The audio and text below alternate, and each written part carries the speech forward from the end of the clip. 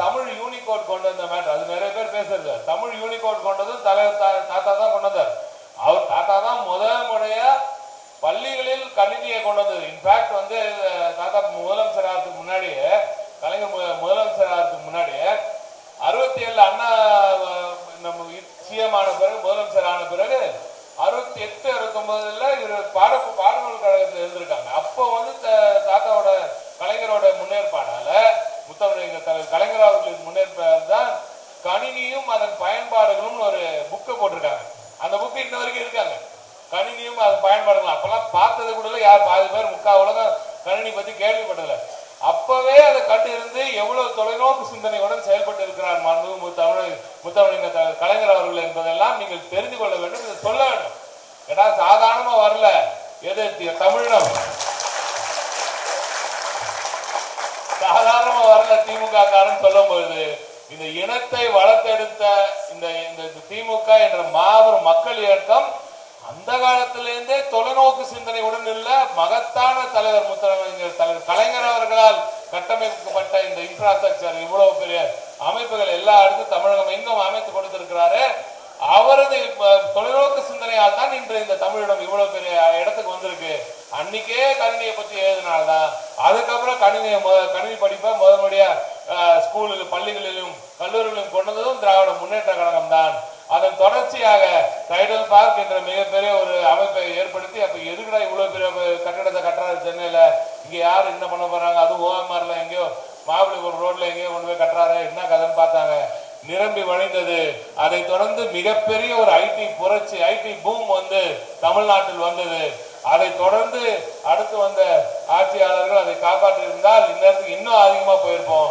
நடுவில் நம்மளுக்கு கேப் வந்துச்சு. அப்புறம் நடுவில் இப்ப ரீசெண்டா ஒரு 10 ஆண்டு கால கேப் வந்ததுனால மிகப்பெரிய ஒரு பின்னடைவை சந்தித்தோம்.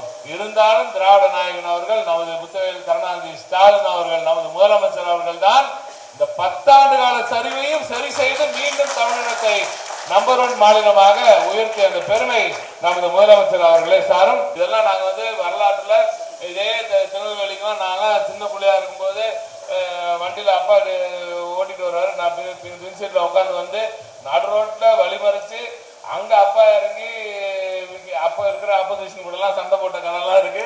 அதை பார்த்து நான் வந்து அப்ப சின்ன வயசுல இருந்து அவர் இறங்கி எப்ப பார்த்தாலும் அப்பா வீட்டுக்கு வரும்போதெல்லாம் பாதி பேர் ரத்த கரையோட தான் வருவார். அந்த காலத்துல ரத்த கரை இல்லாம யாருமே அரசியலே பண்ண முடியாது. அப்படிப்பட்ட ஒரு பயங்கரமான வெப்பம் நிறைந்த ஒரு சூடு பயங்கர நெருப்பு பாதை தான் அன்றைய திமுக பாதை. எல்லாவற்றையும் எதிர்த்து வந்ததுதான் திராவிட முன்னேற்ற கழகம்.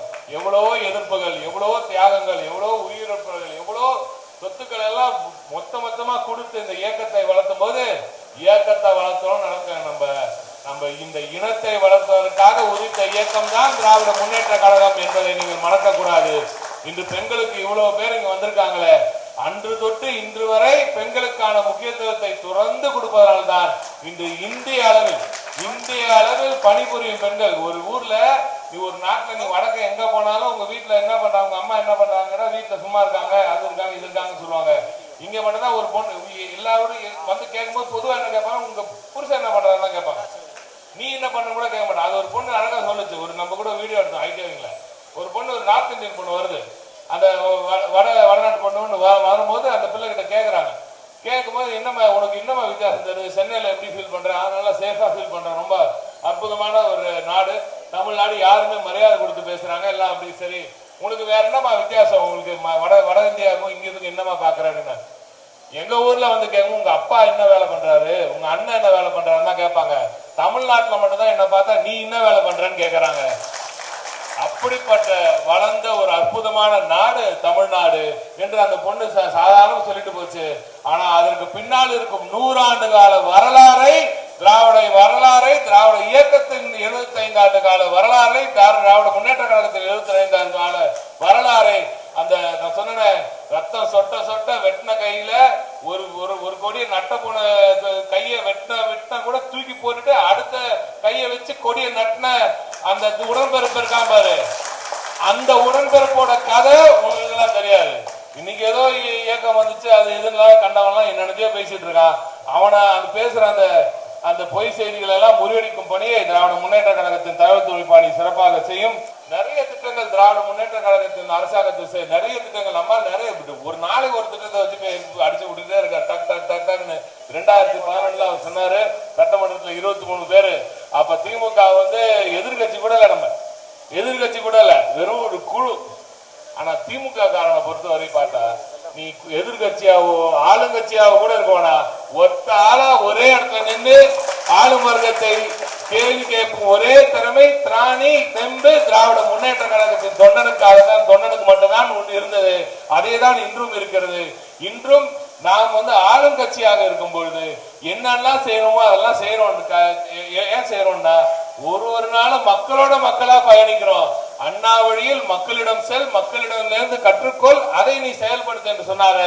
அதை தான் திராவிட முன்னேற்ற கழகத்தின் தொண்டன் செய்து கொண்டிருக்கிறான்.